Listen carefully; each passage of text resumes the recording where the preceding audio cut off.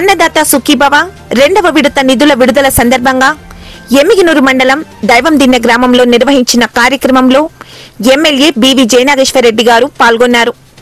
ఈ సందర్భంగా ప్రధాని మోడీ గారితో పాటు ముఖ్యమంత్రి నారా చంద్రబాబు నాయుడు గారి ప్రసంగాలను రైతులు స్థానికులతో కలిసి వర్చువల్ గా వీక్షించారు.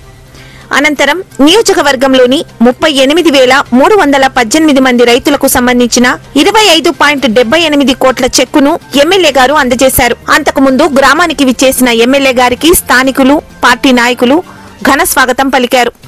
ఈ సందర్భంగా గ్రామంలోని వాల్మీకి విగ్రహానికి పార్టీ నాయకులతో కలిసి ఎమ్మెల్యే నివాళులర్పించారు. ఈ కార్యక్రమంలో కూటమి పార్టీల నాయకులు, కార్యకర్తలు, యువకులు తదితరులు పాల్గొన్నారు.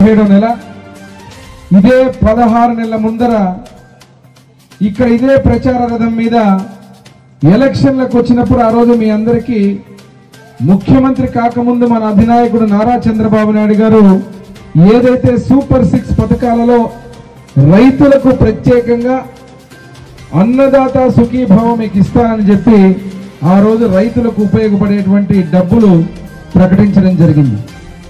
మరి ఈరోజు 17 నెలలు కాకముందే కేంద్ర రాష్ట్ర ప్రభుత్వాలు సంయుక్తంగా ఉన్నటువంటి మన కూటమి ప్రభుత్వం ఈరోజు చూస్తున్నారు మీరు కళ్ళారా. ఇదే దైవందిన్నెలో స్క్రీన్ పెట్టి మన ముఖ్యమంత్రి వర్యులు కడప జిల్లా ఏ వ్యక్తి అయితే జగన్మోహన్ రెడ్డి గారు ఆ రోజు ముఖ్యమంత్రిగా ఇది మీరు చేయలేరు, చంద్రబాబు నాయుడు గారు అబద్ధాలు చెప్తున్నాడు, ఇది జరగదు, రైతులకు డబ్బులు పడవు అని చెప్పినటువంటి ఆయన జిల్లాలోనే ఈరోజు రెండో విడత డబ్బులు రిలీజ్ చేసి ఇచ్చిన మాట ప్రకారంగా తూచా తప్పకుండా రెండో విడత డబ్బులు రిలీజ్ చేయడం జరిగింది. మరి దీనికి సంబంధించినంత వరకు మన రైతాంగం అందరూ కూడా చంద్రబాబు నాయుడు గారికి, మన ప్రభుత్వానికి, కూటమికి చప్పట్లు కొట్టాలా వద్దా అని అడుగుతున్నా. మరి ఇక్కడికి వస్తే నియోజకవర్గంలో ఇప్పుడే చూశారు మీరు, రాష్ట్రంలో